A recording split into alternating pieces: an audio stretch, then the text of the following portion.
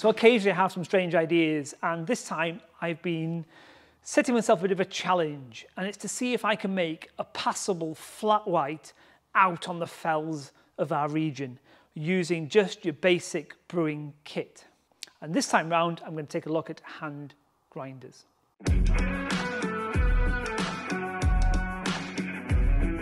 So I've got 4 hand grinders here.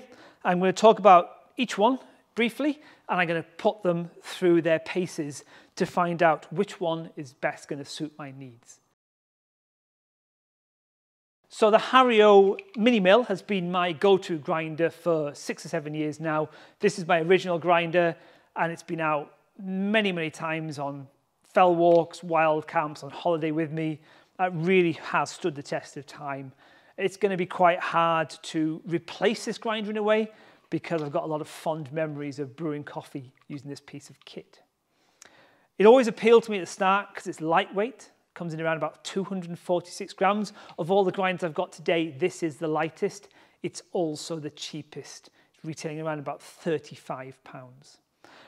I like the feel of it. It's got kind of an hourglass shape and it fits my hand nicely. So when I'm grinding, it's easy to hold with this hand. And what's also really, really nice is it's got this wider opening, kind of splays out at the top. So pouring your beans into the top of this grinder is really, really easy. So this is the Hario Mini Slim Pro, and because I like that mini mill so much, I thought, let's go for the Pro version, stick with what you know. It's got the same hourglass shape that I like, and it's got the same wide opening to pour my beans into.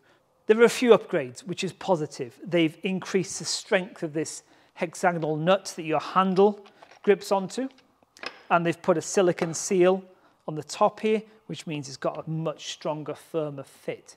And obviously it's a metallic design rather than the plastic design, which means I probably won't crack it as much. Comes in at £65, which is £30 more than the Mini Mill. And it's also the heaviest grinder I've got here today at 312 grams. But there are 2 things that bugged me immediately on seeing this grinder. The first is it just doesn't lock together as well. It's a loose fit and you need to kind of turn it around, and during grinding often it would loosen and feel a little bit wobbly in my hands. And secondly, the tighter I make this fit to prevent that wobble from happening, the more I seem to be scraping the paint away from the collar here, which is a little bit disappointing. So this is the Rhino small coffee grinder, and it's been specifically designed for use with the Aeropress, so I thought it was worth looking at it.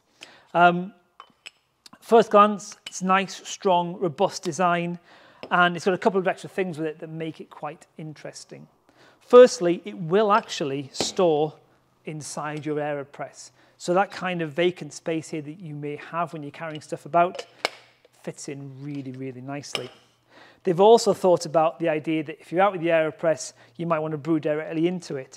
So you've got some extra pieces that allow you to grind directly into your Aeropress, which I think is a really neat idea. And this is quite a nice snug fit, so it really does work. Price-wise, it comes in around about £40, so kind of the second cheapest here, just behind the Mini Mill. And it's also a little bit heavier at 263 grams. Now, first impressions, I was really pleased with it. I really liked it, but there's one thing that bugs me, and it bugs me quite a bit. I don't know why and whether it should bug me this much, but it does. If you have the handle on and you stand it, there's no way I can get this grinder to stand when the handle is on. And it just annoyed me a little bit. This is the Porlex Mini. There is a larger version available, but I chose this again because I want to take it out on the fells. And it's the most expensive grinder here by some way, to be honest with you. At £80, it's double the price of the Rhino. It's double the price of the Mini Mill. It's a nice looking grinder out of the box. Really, really simple design. Nothing additional comes with it apart from this rubber band here, which helps you grip the grinder, but also has an extra little attachment here so you can slide the handle down there. It's the only grinder out of all of these that has that kind of nice little attachment. Kind of makes sense, to be honest with you. I did wonder, being that it looks so similar to the Rhino, whether it would fit my Aeropress. So I did try to put it in. If you keep the rubber sleeve on, it obviously isn't going to fit in very, very well. So I took that off. Now with the rubber sleeve removed, you get a sense it would fit, and it kind of does. The trouble is, when you take it out, you lose the bottom bit behind, and it can be a bit of an annoyance taking that out. Ease of adjusting the grinder is quite important, and to be honest with you, they all work in broadly the same way.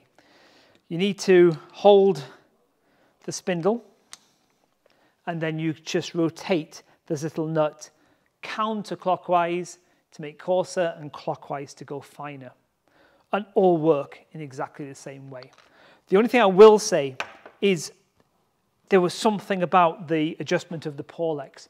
The quality of the setup here felt better. On the other hand, whilst the Hario ones are very similar and I was used to them, I did feel the Rhino one felt a little bit cheap, a little bit plasticky, particularly when you put it side by side with the Porlex. Interestingly, the one that I disliked in terms of being able to grind was the Pro. I just did not enjoy grinding a fine setting in particular with this grinder.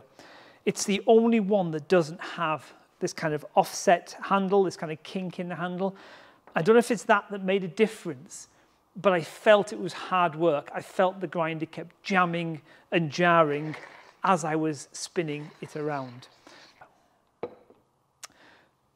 I'm very used to the Mini Mill, and it does a decent job. It didn't seem to snag half as often as the Pro did. And the Rhino performed equally as well, did a decent job. It's got a nice little handle, there's decent length to it, and yeah, really pleased about how that ground. I'm going to be honest though, the Porlex was the nicest grinder to use in terms of the grinding rotation. It seemed to chomp through coffee. Even at the finest setting I could go to, it really, really did make grinding very, very easy. So grinding consistency was quite important. I wanted a fine grind. I want to be able to brew coffee quickly and a strong coffee, so I'm looking about a minute-long brews. And what I didn't want in here was lots of large particles mixed in with finer particles. Grinders are not consistent. The grinds look consistent, but when you kind of sieve them out, you end up with different sizes. So I used this Carvetii sieve shaker, which allows me to put different sized sieves into the different chambers, and allowed me to kind of see how consistent the grinding was. And in particular, I was looking for large chunky particles. They're going to be difficult to work with. If there's a lot of them, in a minute-long brew, they're likely going to under-extract. Now, it's not a perfect way of doing it, but I think it was good enough for the purposes of what I wanted out of this now. And what I did was I took 10 grams of coffee, I ground it through each of the grinders, put it through the sieve shaker, and I was particularly interested, like I said, in those larger particles. What percentage of larger particles remained behind? Actually getting these to be on a consistent grind to get a fair test was quite difficult. So what I did was I went to the limit of their grinding capacity, as fine as I could possibly go. The next turning down would have made the burrs jam. So the best performing grinder that produced the least of those larger chunks was the Porlex. Around 18%, so 1.8 grams, were chunks of coffee that were very different to the kind of powdery grind I was looking for. And hot on its heels was the Pro.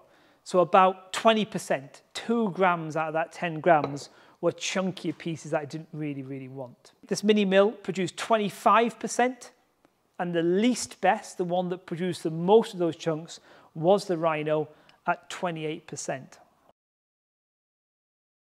So the final test I have is a taste test. And using that fine setting that I've set these for, I'm going to brew an Aeropress of each. I'll taste them and we'll see what difference there is between the flavors of the coffee. So let's work through them one at a time. We'll start with the mini mill over here.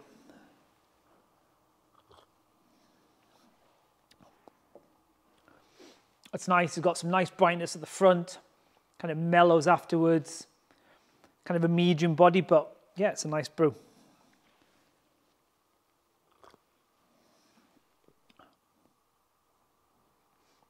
The Porlex is equally as nice, but a little bit different. I feel like there's a little bit less brightness, but maybe a little bit more rounded here, and perhaps a little bit more body, maybe a little more strength in the cup, actually. Onto the Rhino.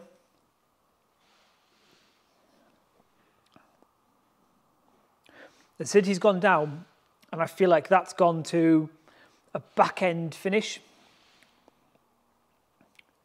It's not a bad brew, but maybe not quite as refined as the others. It's just all in the finish on that one. And finally onto the Pro.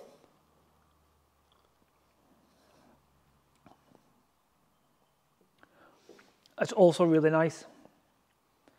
Possibly very similar in style to the Porlex here. Maybe a little bit brighter, a little bit fruitier.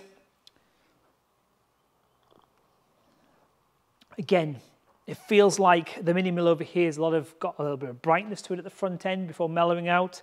The Rhino had a bit of a finish, not necessarily unpleasant, but it was more the back end of the mouth sensation, whereas the Porlex and the Rhino Pro felt like they were a bit more balanced in the cup. So before I reveal my winner, why don't you have a go at picking the grinder you would choose based upon what you've heard me say and perhaps your own experiences? I've got a bit of a competition you can get at in the link below. You can enter simply by picking your favorite grinder, and we'll put all entries into a draw and we'll pick a winner. And the winner will get one of these grinders. We'll send it out to you with some coffee to keep you going. So which grinder would I pick? To be honest with you, I thought it'd be quite difficult to pick between them, but consistently one grinder has performed well, and that's the Porlex Mini. It's been an absolute joy to use. I've become a real fan of this grinder very, very quickly. It's just a lovely grinder to use. I think the grind consistency is great, and I also think that the coffee tastes great from it as well. If you've got any thoughts, comments or questions, please feel free to share them with me. If you think of a grinder that I've missed that would be good for me to have a look at, please let me know. In the meantime, your likes and your subscribes are really appreciated. Thank you so much. Thanks for watching and have a great day.